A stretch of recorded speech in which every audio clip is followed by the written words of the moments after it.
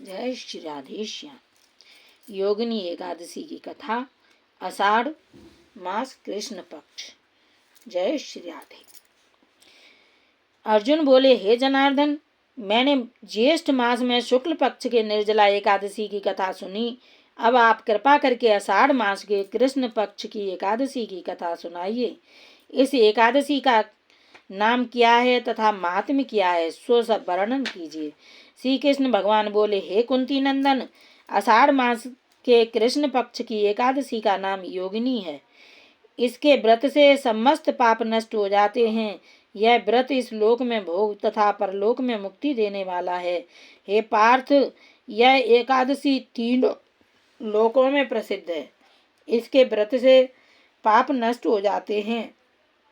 आपसे पुराण में कही हुई कथा कहता हूँ, ध्यान पूर्वक सुनो। अलकापुरी नाम की नगरी में कुबेर नाम का एक राजा राज्य करता था। वह शिव भक्त था। उसकी पूजा करने के लिए एक हेम माली पुष्प लाया करता था। माली के विशालाक्षी नाम की अत्यंत सुंदर स्त्री थी। एक दिन वह मानसरोवर से पुष्प ले आया, परंतु कामासक्त होने के कारण पुष्पों को रखकर अपनी स्त्री के साथ रमण करने लगा और दोपहर तक न गया। जब राजा कुबेर को उसकी राह देखते देखते दोपहर हो गई तो उसने क्रोधपूर्वक अपने सेवकों को आज्ञा दी कि तुम लोग जाकर हेममाली का पता लगाओ कि वह अभी तक पुष्प क्यों नहीं लाया। जब सेवकों ने उसका पता लगा लिया तो वह कुबेर के पास जाकर कहने लगे, हे राजन, वह माली अभी तक अपनी स्त्री के साथ रमण कर रहा है। सेवकों की इस बात को सुनकर कुबेर ने हेममाली को बुलाने की आज्ञा दी। डर से कांपता हुआ हेममाली राजा कुबेर के सन्मुख उपस्थित हुआ। उसे देखकर राजा कुबेर को अत्यंत क्रोध आया और उसके होंठ फड़फड़ाने लगे। उसने कहा, अरे पापी, महानीच कामी, तूने मेरे परम पूजनीय ईश्वरों के भी ईश्वर शिवजी का अनादर किया है। मैं तुझे शाप देता हूँ, तू स्त्री का वियोग भोगेगा और मृत्यु लोक में जाकर कोढ़ी होगा। कुबेर के शाप से वह उसी क्षण स्वर्ग से पृथ्वी पर आ गिरा और कोढ़ी हो गया। उसकी स्त्री भी उसी समय उससे बिछुड़ गई। मृत्यु लोक में आकर उसने महादुख भोगे, परंतु शिवजी की भक्ति के कारण प्रभाव से उसकी बुद्धि मलिन न हुई और पिछले जन्म की भी सुध रही। इसलिए वह अनेक दुखों को भोगता हुआ तथा अपने पूर्व जन्मों के कुकर्मों का स्मरण करता हुआ हिमालय पर्वत की तरफ चल दिया। चलते चलते वह मार्कंडेय ऋषि के आश्रम पर जा पहुंचा। वह ऋषि अत्यंत वृद्ध तथा तपस्वी थे। वह दूसरे ब्रह्मा के समान प्रतीत हो रहे थे और उनका वह आश्रम ब्रह्मा की सभा के समान शोभा दे रहा था।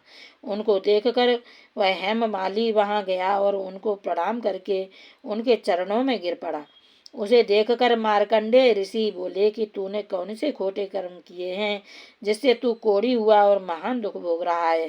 हेममाली बोला, हे मुनि, मैं यमराज कुबेर का सेवक था। मेरा नाम हेममाली है।